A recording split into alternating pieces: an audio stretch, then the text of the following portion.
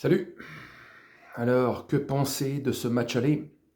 Toujours, avant, il y a toujours les speeches, les blabla, etc. Voilà. Après la qualif face au Barça, bah voilà, ça se voit très haut, ça se voit magnifique. Et puis il y a surtout les commentaires des joueurs, ce qu'ils disent. Les grands joueurs seront au rendez-vous, on a tous envie, c'est un moment historique. Et puis après, ça sur le terrain. Et tu vois ceux qui n'ont pas le niveau technique, ceux qui n'ont pas le niveau mental, ceux qui sont déjà partis, etc. Alors oui, il y a le match retour, on le sait. Le match retour, ça peut tout changer. Il suffit d'une mi-temps où ils sont à 200% et ça changera le cours de l'histoire. Et on dira autre chose pour la finale. Et c'est magnifique, ils se sont réveillés. Mais enfin bref, ce qu'on a vu hier encore, c'est certaines limites de certains.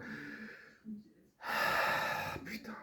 Les pieds carrés, les têtes triangulaires, il y a des moments où tu te dis, mais putain, vous êtes des professionnels, les gars. À quel moment vous êtes aussi foireux devant le but? À quel moment vous n'êtes pas motivé dans votre tête?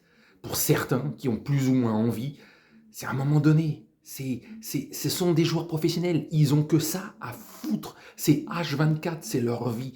Comment tu peux passer pour certains à côté? Et la moitié de l'équipe du PSG hier est passée à côté par rapport au niveau mental, par rapport au niveau technique.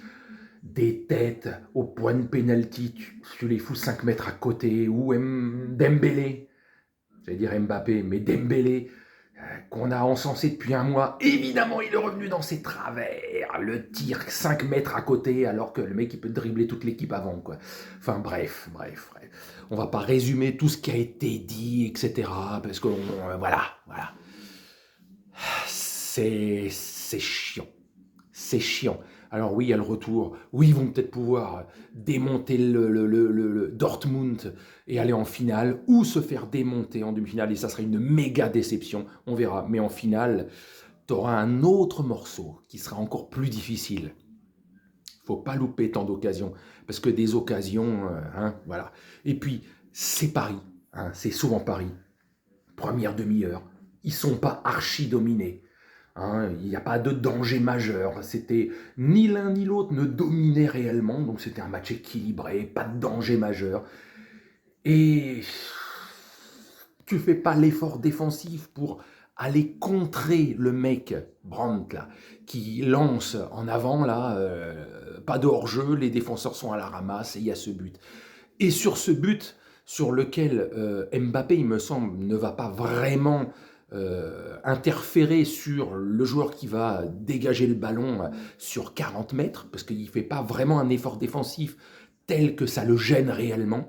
Donc vraiment, il laisse faire plus ou moins, et ce laisser faire provoque, le but, et 2, la blessure de Hernandez. Donc ça change tout le match en une fraction de seconde, parce que Mbappé, sur ce match-là, comme souvent, mais sur cette action-là, n'a pas fait l'effort défensif d'aller faire 2-3 pas supplémentaires pour aller vraiment contrer l'Allemand, quoi.